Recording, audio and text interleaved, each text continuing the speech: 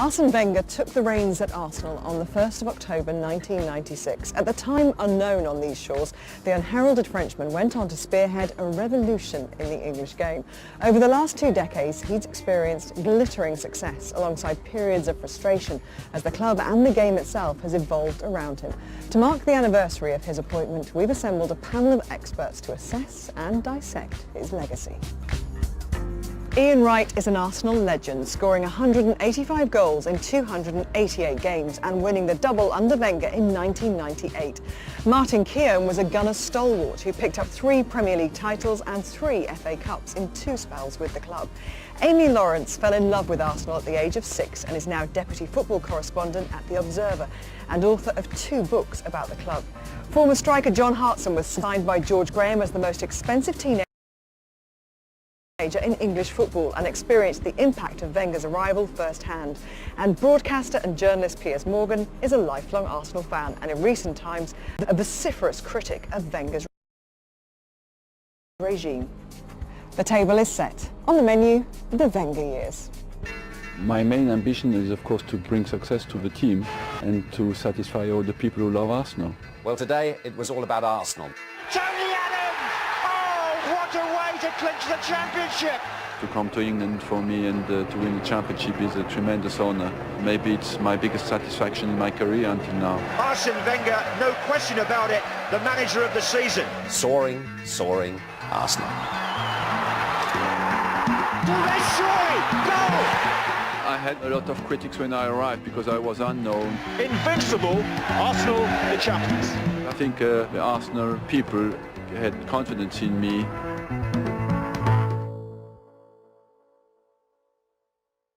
Let's go back to the very beginning, and it's easy to forget the landscape of Premier League football managers was very different. There wasn't this plethora of foreign managers. He was exotic, he was different, there was some suspicion about him as well. You know, who was this guy? What was he about? Tell us what it was like to be in that dressing room and hear his name and then meet him for the first time. It was weird because I never heard of him, obviously. And the papers were all Arsene who. And when you saw him, he looked really strange, really tall, skinny guy, massive glasses, ill-fitting suit, shirt looked big, everything looked weird, didn't look like a football man at all when I first saw him. So I did up and down him. Of course, I have to up and down him. But like, obviously after that, you just started to realise what he was all about once he opened his mouth. My memories of Arsene Wenger was he was a real giant. I'd never heard him swear. Obviously, the boys were there a bit longer than I was. And never was his voice already. He didn't really, would never. No. Remember the first time when Blackburn, when he came in, never spoke for 10 minutes? Yeah, that was a bit That was absolutely the most strange. That was at half-time, yeah. Martin, wasn't it? Yeah, because most managers, they're coming in, they love the sound of their own voice. There's always this speech, and he would just wanted calm. He allowed us, he was very clever, he let us sort of police it the first couple of minutes, and then he would have a calm effect. He'd pick out something that he felt could change the game. It was generally about us starting to play, and once we play, they can't live with us, and that would mostly happen.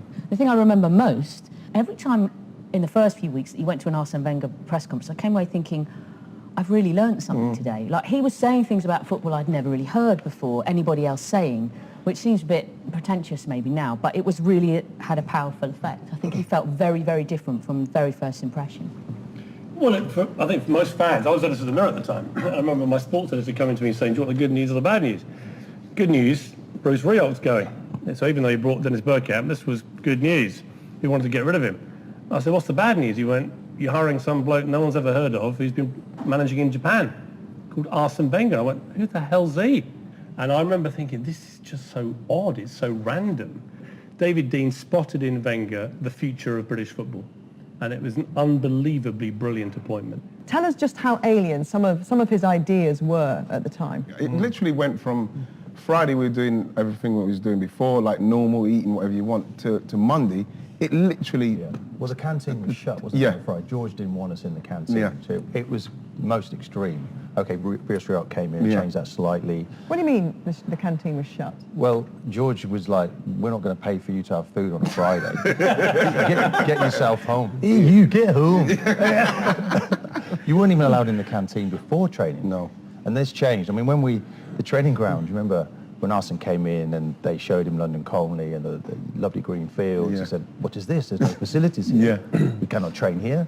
And then... Are you going to do impressions the whole way? Actually, the kit man rang me and said, we're not going to be at London Colney Monday morning because the training ground's burnt down. And he said it was arson. And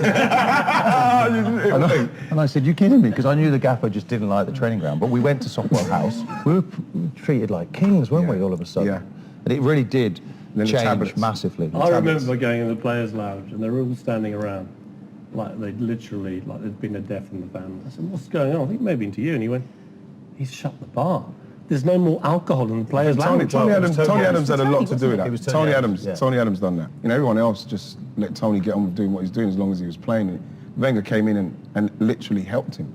So, you know, I speak to Tony. Tony would say, saved his life. Yeah. You know, listened to him and really helped him. After training, normally it would be the quickest in, quickest out, and it was a big drinking culture at the club.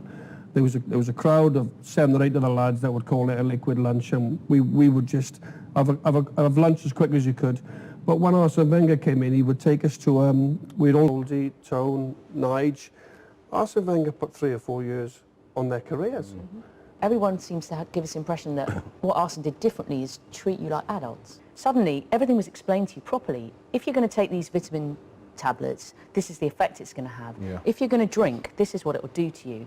If you're going to stretch, this is how it's going to affect you on a match day. Let me throw a slight spanner in the miracle work here. Is that I think it's undeniable that Wenger revolutionised the way that British football was conducted at the sharp end in terms of all the science and the doctors and so on, and the diet and no alcohol and whatever. I do think that people overlook how many very good footballers Arsene Wenger inherited. Dennis Bergkamp, Martin Keogh, Ian Wright, David Seaman, Tony Adams, Stevie Bold, Lee Dixon, Nigel Winterburn, Patrick Vieira. These are all very, very good footballers. I think of all those, only Vieira was one that Wenger had any part in bringing in. Now, I'm not in any way diminishing the Wenger magic. It feels like you are. No, I'm just putting it into historical perspective, because I think a lot of the problems he's been having in later years are actually because he hasn't had good enough players. Yes, he inherited a fantastic group of players who were amazing in that double season, but he also brought Vieira, which was completely down to him. Emmanuel Petit, who was a left-back who came in and made an amazing partnership. Mark Overmars, who took the Premier League by storm that year. Nicolas Anelka, who came through and was superb. Players who go on and win a World Cup a season later, Would that double have happened without the new players coming in, welding together with the old? But do not underestimate the sheer volume of very good players that he had on the books.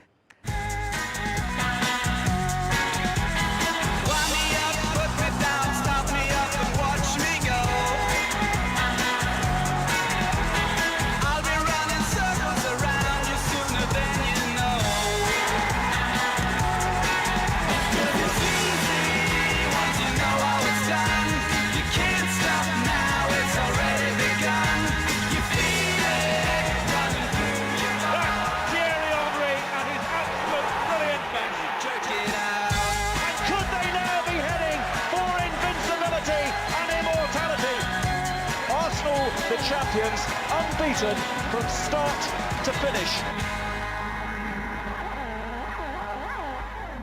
And we move on to the Invincibles period. The pinnacle, some might say, of his 20 years. And that is a very special period of football that Arsenal had right there, Ian. When you saw how good the Invincibles were, and they'd go through a period of time, I'd watch them for like 10, 15 minutes of a football match. It could be 0-0, and then in the space of 10, it's 4-0. And it's just scintillating football from back to front. Amazing. What I remember most was when Wenger won the league at White Hart Lane. I was in the Spurs boardroom with Lord Sugar, and afterwards everyone had gone. Lord Sugar did a runner from the boardroom, and in walked Arsene Wenger and Pat Rice. And I remember thinking, I will never love any man as much as I love this guy right now. You are the most extraordinary thing to have happened to Arsenal Football Club. He always said it was his life dream, and I think going a season unbeaten, it wasn't an ambition that people had in football. Going a season unbeaten wasn't what you went for. You wanted to win the league. You maybe wanted to be top scorer. He did mention it the season before, absolutely. We felt that gave us a little bit, created a lot of pressure because everybody suddenly was targeting us. And then the year that we actually did do it, it went under the radar. but I think it was an idea that Wenger definitely developed the year before. It was something that he wanted to achieve. But he thought it was possible when nobody else even thought it was something worth chasing. Yeah, and it's because he's a perfectionist. Well, he probably looked at the dressing room as well, and he probably realised the players that he had in there. He had characters, he had pace, he had players with incredible flair, he had defenders that wanted to defend, he had a world-class goalkeeper. So he probably looked at that team and thought, do you know what, for the first time in my management career, I actually think this team is good enough to go a season But and there were beat players that were refusing to be beaten. Thierry Henry came into the club, you know, he was a bit of a shy teenager, was lacking in confidence, and what he grew into that period was almost unplayable. And he, on his own, would get you back into games. But never mind that, you had such quality all around him. And I think Patrick Vieira as well was a massive driving force in all the success. There were a lot of leaders in that team, though. A lot of strong characters. And remember, Gabby, also who we were beating in that era. You know, Wenger won the league 3 times in that 8-year period against fantastic Manchester United teams. He revolutionised everything, and he was unbelievably successful. And yet the problem now, I think, for all those who loved Wenger and fell in love with Wenger like me, is that it's just not the same. Okay, but I just want to hear one more point from you, Amy, on the press at this time and this marvellous kind of head-to-head that we used to have in the press conferences with Arsene Wenger and Alex Ferguson. Was it a joy to be a journalist in this period covering Arsenal? Well, I think it was a golden era in that you had 2 heavyweights, and we've become used to, in more recent seasons, the Premier League has been a bit more mixed in terms of who's up there competing and the whole top 4 thing going on. But back then, for about 6 years, it was Arsenal, Man United. It was the North against the South. It was the urbane Frenchman against the old-fashioned Scot. It was Keane against Vieira. It was a real heavyweight, no-holds-barred collision course, full pelt. And it was totally captivating. In time, they realised that actually they've got more in common than they think. And I think Arsene Wenger and Sir Alex Ferguson quite like and respect one another quite warmly now. What people forget is that you had to build a stadium. To build the stadium, we had to create money. I went with the club for our challenge is to build a new stadium without dropping out of Champions League, and we made it every year.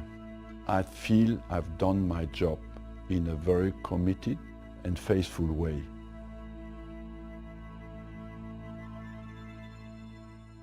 So conveniently, this 20-year period can be sliced in the middle. It's almost the before and after, and it's ironically one of his great passion projects, the building of the Emirates, the move from Highbury, where things turned. The football landscape changed and the trophies became a bit harder to come by. Speaking completely personally as a fan, I preferred Highbury. I loved the intimacy of that stadium. I loved the fact the corners were open. You could see the old railway trains. Come on, Piers, you couldn't survive in the modern era now with a stadium like that. I'm not sure we have survived in the modern era with our fancy stadium.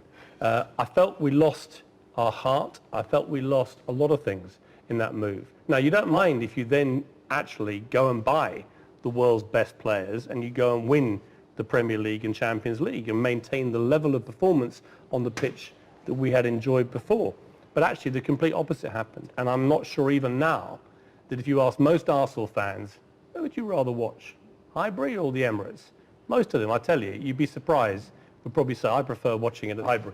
You looked there like you were a little bit aggrieved at that description. Well, I'm in the Arsene Wenger camp. There's lots that aren't. Last season there was pockets around the Emirates of fans putting up banners and Wenger out and all this, which I was quite disgusted by, and I voiced my opinion about that. I said that he shouldn't be doing that. A lot of the money has gone into the stadium. I think he's made some mistakes, yes. I think he's let players' contracts run down. You look at Nasri, you look at Van Persie. He should have been sacked for that alone. I mean, seriously, you sell your captain and your best player to your #1 rivals and they win the league and he wins the Golden Boot? I mean, are we kidding each other? And you think he's still the same ruthless winner he was before? Alex Ferguson rang Arsene Wenger himself. He did the deal on the phone to Wenger. He said to him, 24 million for Van Persie. Okay, you take my captain, you take my best striker. An absolute dereliction of duty by an Arsenal manager. But Piers, the bottom line is here. But the bottom line is here. It's not been good enough in terms of trophies won, but it's been more than acceptable to the owners because I agree with because of the money that he's making for the club and the owner. I remember when Thierry left and then he went on to Barcelona to win the Champions League. That's literally saying to the players there that you're not going to win the Champions League here, right? That made me feel quite sad that had to happen. Then for Robin van Persie to go to Man United and score all the goals like he did, and they literally won the bloody league with his goals. Without doubt, if he hadn't gone there, they wouldn't have won it. I don't think they would have, and you know, Man United fans would say no, he would have, but I don't think they would have, and I think that somewhere along the line, Arsene Wenger got really soft on that. This is the problem now. There's a generation of Arsenal fans who've never tasted the success of being champions. Yeah, we're looking at 12 years, and that is that there's a growing unrest from the younger fan. The older fan has been brought up on this brand of football, the Arsenal way, that beautiful football, and they're respectful to Arsenal. This is where I'm talking about. You're apparently a younger fan. Pierce, you do not talk with any real respect for Arsene Wenger. That's not true. I've never denigrated him personally. And while he's in tenure, while he's there, he decides, I'm afraid, not you, he decides... Why does he decide? He decides why when he goes, doesn't a paying fan help because he has earned the right to do that with the success he had on the pitch. How many years? And how he has managed the club. What if he wants to carry on for 10 more and who's years? to say he's not right to have done what he did with all that money been spent by other clubs? Look, give me a number.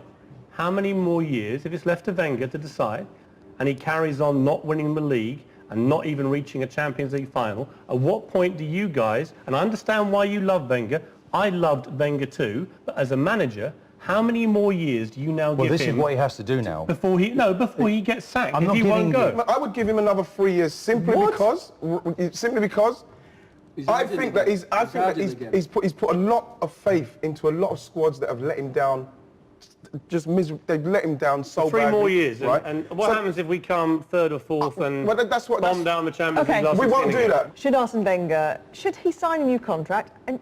And yes, okay, he may be offered one, but should he now not say, my time is up, and make that decision himself? Because from what you've all said, he's going to be the one that's actually in control of that decision. It's the same as it's ever been. Every time a contract renewal comes about, and there's been many over 20 years, and there may be many more, the only person who makes that judgment call looks in the mirror, and it's Arsene Wenger. Why? Because he wants to look at himself. Why is he the only employee in the world who decides his own contract?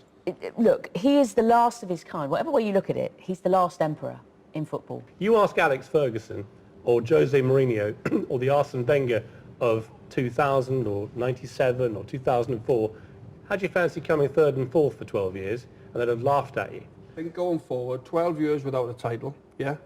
I think this season there's a real feel-good factor around the Emirates and Arsenal. He's added well in Lucas, Xhaka and Mustafi. I think in terms of a new contract, he's got to really challenge this season. Nicely done, brilliantly done, Bellerin, Walcott! Sensational Arsenal goal! It's Sanchez, could go back to Ozil, it does! It's 3! It is the stuff of Arsenal dreams. Let's just talk in slightly more considered terms about his legacy. If he was to go at the end of this season. Yeah. When you think of the legacy. The legacy, right? I always curse the fact I didn't have more time with him. I'd love to have been in and around the Invincibles and everything else what's happened with Arsenal, and it does hurt me. It hurts me to the core to see us not really challenging for the last years. But I'm not going to sit here and not defend him because of how great I believe he is and what he will be remembered for. And this is what I say with Arsenal fans: be careful how disrespectful you are being to him, because once he is gone, you will realise, as much as it's been barren, apart from the FA Cups, the last 10 years, he has taken our club global and the way people think of Arsenal Football Club. We weren't too far away. Martin, you was probably playing when they were singing Boring, Boring Arsenal. I like to think I came in and kind of helped that a little bit. But the fact is, Mark, they were still singing that when we were playing just before Wenger got there. It does seem to be a story in 2 acts. The first act, he was a revolutionary. He brought amazing things to English football and to Arsenal. The second act has been a bigger picture act. There's another kind of success, and I know that by his very high standards that he set in the first half of his career, the second half doesn't look successful by most people's standards and his own. But in terms of what he has done to the football club, I think there's a lot to admire in what's been a complex second half of his career. You know, we were there when Arsene Wenger arrived at the football club. We thought Arsenal was big. It wasn't big at all. You see how big it is now around the world. You see Arsene Wenger as big as he is. And whoever comes in next, that is the joy for the next manager, whoever comes in, because what he's created, the platform he has now created, if we'd have stayed at Highbury Piers as you wanted to, we would never be able to survive or never have a future. He's securing the future.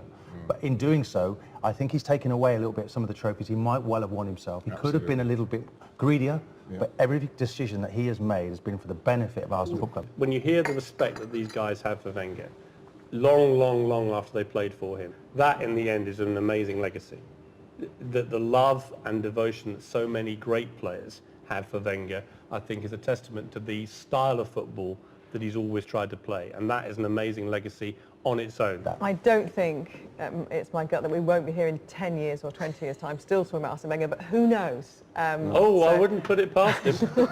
8 million a year, I'd string it out. Trust me. Well, he'll have to win I'll be here till I was 90. Guys, I hope you can still be friends after this. Of course! I love This is quite tame by a normal chat. Love it. I'm going to leave you guys to chat on a bit about Arsene Wenger's legacy some more, but let's take you